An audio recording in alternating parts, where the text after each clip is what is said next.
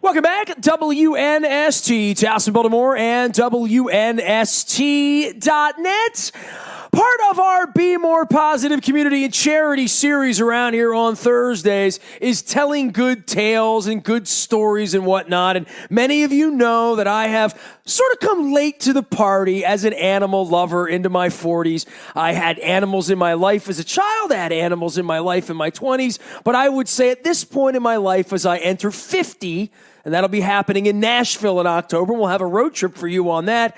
I have become a lover of all things animals, and expanding our conversation beyond sports, I got a story about a Midwestern woman who moved west and sits animals. The Pet Sitter's Tale is a book by Laura Vorreyer. I'm hoping to pronounce that properly, and she is known around the Hollywood set as the pet sitter to the stars. We welcome Laura in from Los Angeles. The website is thepetsitterstale.com, and there's a story. And Laura, when they reached to me and said, do you want to have Laura on to talk about pet sitting and celebrity pet sitting in LA and all that stuff, I must say that we have a new kitten in our lives, and one of our big issues now when we travel, and we love to travel the world, is who is watching Nala. So, I have a new appreciation for anyone who can come and love my animal in small periods of time the way I love my animal. So, welcome to Baltimore. I am fascinated by your tale of the Pet Sitter's Tales, Laura.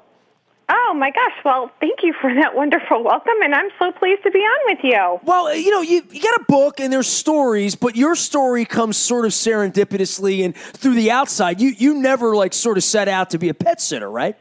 Absolutely not. I had no idea that it could even be a profession, which is why they say I pioneered the industry. I loved dogs growing up. I had kind of an isolated childhood, not too many friends. I wound up having radical back surgery when I was a little kid, and I was in a body cast for a long time. And my best friend was my black Labrador retriever. Her name is Ginger. And I just really loved her.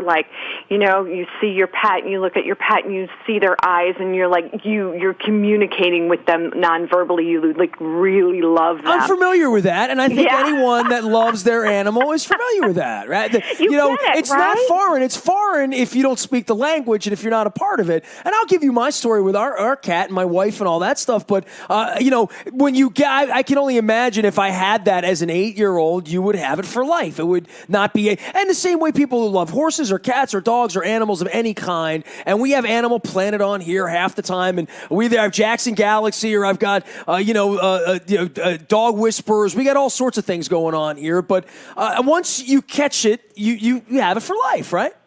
Absolutely. I don't know anyone who's fallen in love with animals and then was like, nope, I'm done. I'm over animals. I mean, people just go from passively liking animals to all of a sudden they have animals, and then everybody knows that person who has 10 rescue pets. I mean, it happens. It's easy to go over the deep end. Well, yeah, I would say. And, my wife and I were married for 9 years, and we had a cat. She had a cat when we entered the relationship, and I was allergic to her cat. And she gave her cat actually to a veterinarian. Cat lived a good life. All was well. It was all cool. But we traveled the world, did a lot of stuff, long extended times in and out and having fun, doing the things we were doing. And my wife really wanted a cat, and I really didn't want the stability. It wasn't anything about the love or the animal or the price or any, just sort of, would it be fair to the animal if we're disappearing? So as we've gotten older and into our 40s, we adopted a kitty about 6 years ago now, and she was absolutely the light of our lives, and we lost her in September. And it was this incredibly devastating thing for us, and we went into a black hole after losing her. I'm so sorry. Yeah, That's we readopted. Be More Humane is our partner here, and we went and found this little 8-week-old little nugget named Nala that we have now brought home, and she sometimes comes and sits on my lap during a part of the broadcast around here. But she is like a dog. She fetches, Laura. She fetches. It's incredible. I post the videos online. People go crazy. People love pets online, right? That's a big part of this in the modern world. Instagram's a big so pet much lover, happiness. right? Yeah, it's so much happiness. I mean, let's face it. I mean, when you want to be cheered up, what do you Google? Puppies. Google kitties. You know, you Google puppies with babies. You know, babies with kitties. I mean, that's your happiness. You know, right there. My wife can watch cat videos and laugh all night long, but you've got a story, though. You've written a book, The Pet Sitter's Tale, and this is really about your journey, I think, also in finding a way from Chicago to L.A., but also through celebrities and people with disposable income, obviously, and disappearing to make movies in weird places and not being able to take their animals. This story really starts with, like, sort of Hollywood for you, right? Oh, absolutely. And that's really how it started out here in Hollywood. I came out here to be a makeup artist. I was a pretty successful makeup artist in Chicago, and I thought, well, the next thing to do would be go out to L.A. and pursue my big dream of working in the movies and feature films. And came out to L.A., got a pretty good job in retail, but, you know, that's not the dream, but just making a little bit of money. And then just started struggling, like could not make the leap from retail to film and television. And so that's a familiar story, right? You're not the only one, right? There are a lot of Midwestern girls going out to L.A. looking for the dream, right? And boys too. I'm sure I'm not alone. I'm sure there's a big club somewhere. So I wound up just kind of picking up, you know, odd-end jobs, making, you know, being extra, walking dogs. And I happened to be walking a dog on a lot for this actress just to, you know, make some extra money. And I was walking her little dog, Abby, on a lot. And out of a trailer comes Paula Poundstone. Now, I know Paula Poundstone. She's pretty famous. I knew her. So I know better to talk to a celebrity. I'm not going to say anything. But she comes marching over to me and the dog, and she's like, hey, what a cute dog. And I'm like, thanks. And she's like, are you a professional dog walker? And I was like, yeah, I am. I can be today if you need me to be. Well, I kind of write this in the book. I said, okay, I'm justifying this, but the girl paid me, and in that moment, being paid as that position made me a professional. You're a pro, absolutely. So you wouldn't qualify for the Olympics anymore, that's for sure. Yeah. So I said, I am, and she kind of grilled me, and she said, come out and walk my dog. He's got a lot of energy, and I don't have time to walk him, but he could sure use it. So I showed up at Paula's house in Santa Monica, and I started walking her dog, and it kind of like organically snowballed because people saw me come to her house every day and walk her dog and, you know, be reliable and dependable, and they saw that her dog at the end of the walk was calmer, and they said, hey, I want that for my dog too, and, you know, it just naturally snowballed. So I'm thankful and lucky that it just kind of took that path. Well, from where we are with a cat, we don't have a walker, but she needs to be fed and watered and all that kind of, and played with as much as anything, especially as a kitten. So we have great appreciation. I mean, it is, you know, that secondary role. We don't have children, but, you know, getting the right sitter for your child, certainly the right sitter for your animals, also really, really important if you want to be a little bit mobile, right? Oh, it's absolutely important because, look, I write a lot for blogs and different organizations, and you can't really overvalue or estimate what a good pet sitter is going to do for your life. They can make your trip miserable. They can make or break your dream vacation. If you go away for vacation and you can't reach your pet sitter, you don't know what's going on with your pets, you have no idea what happened at your house, are you enjoying yourself? Are you Laura, we're crazy, man. I'm telling you, yeah. We're going to install cameras in here just to watch her play when we're away. It's crazy. I mean, because you really do fall in love with your animal in that way, and I understand in love with them. it. Yes, absolutely. Totally. And you feel a responsibility to them, and you also feel a little parental guilt. Like, you're away, they're at home, they're not getting the love and attention that you normally give them. Are they eating? Are they taken care of? Are they scared? I will never forget being, in the water bungalow in Vorreyer off Tahiti with my wife on our 10th anniversary, and we're sitting there, and a certain Jimmy Buffett song came on, Little Miss Magic, made us think of her.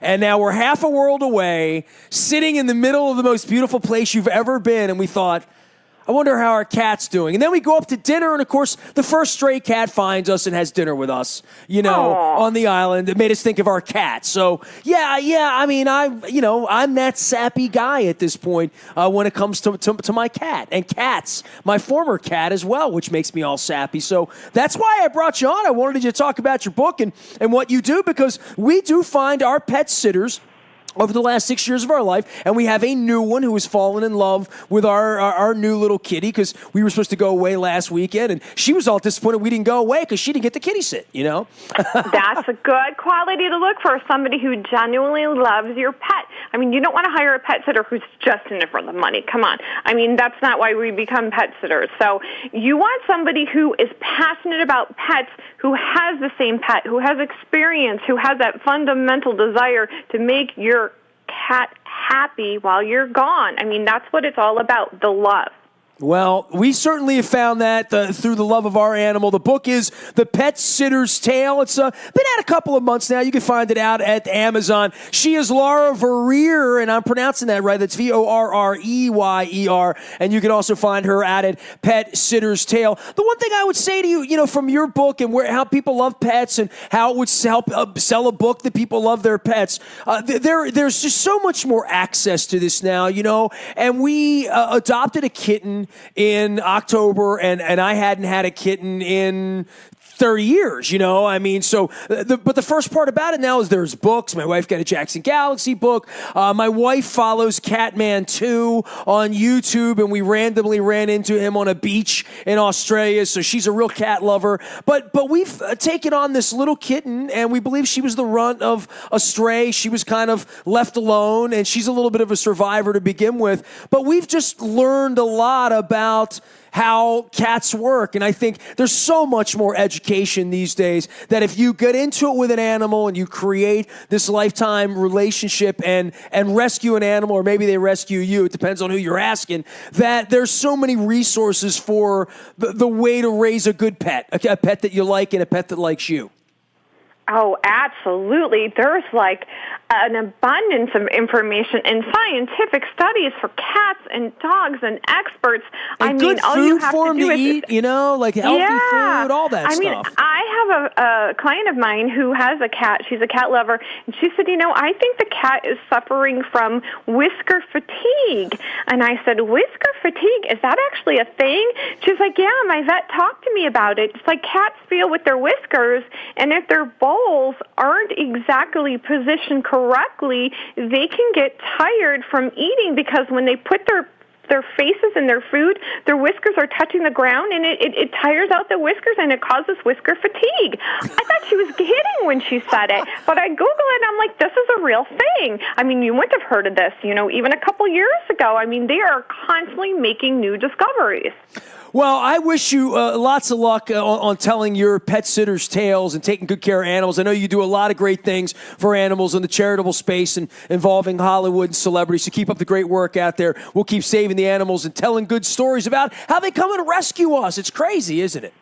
It's so crazy. It's awesome. Thank you, Nestor. Laura Vorreyer, Pet Sitter's Tale is the book. You can find her out on Twitter as well as at Amazon. It is a cute pink book, and she's also out on LinkedIn as well. All of our WNST programming and all of our good Be More Positive tales brought to you by our friends at Howard Bank. Howard Bank has a relentless commitment to being the best at everything they do. Branches throughout Baltimore and Maryland now. You probably have seen one in your neighborhood. Go to Howard Bank or just stop in and say hello. They are uniquely empowered to help you. Every employee there at Howard Bank. Also, Cole Roofing, bringing you our Be More Positive community and charity series as well. They do corporate and commercial roof spaces. We know about the wind and the rain, and those summer months are coming. Make sure you get your roof checked out before the water gets to you. Cole Roofing and Pfister Energy working together with us here to tell good stories around Baltimore and elsewhere, as we had the Pet Sitter's Tale from Hollywood on. Also brought to you by our friends at Royal Farms. real fresh, real fast. Make sure you're downloading that Royal Farms app, using that when you're pumping your gas.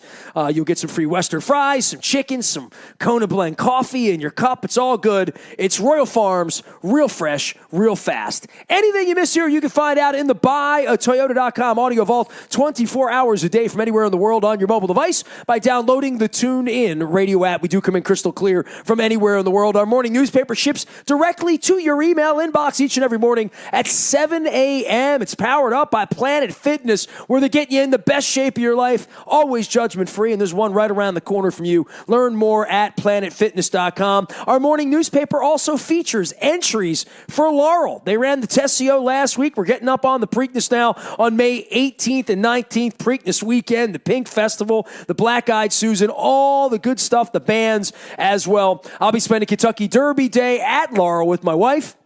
Those entries now on the front of WNST.net as well as in our morning newspaper. Last but never least, any breaking news happens first on the WNST text service. That's all brought to you by Coons Ford of Security Boulevard. Dennis will be here on Thursday getting you ready for the weekend. It is the SSV on WNST, heard from 3 until 5 each weekday. Nasty at WNST.net finds me. I'm on Facebook, Twitter, LinkedIn, Snapchat, Instagram, streaming live right here on our Facebook as well as our YouTube WNSTV channel. We are WNST.net, AM 1570, and WNST Towson, Baltimore, and we never stop talking Baltimore sports.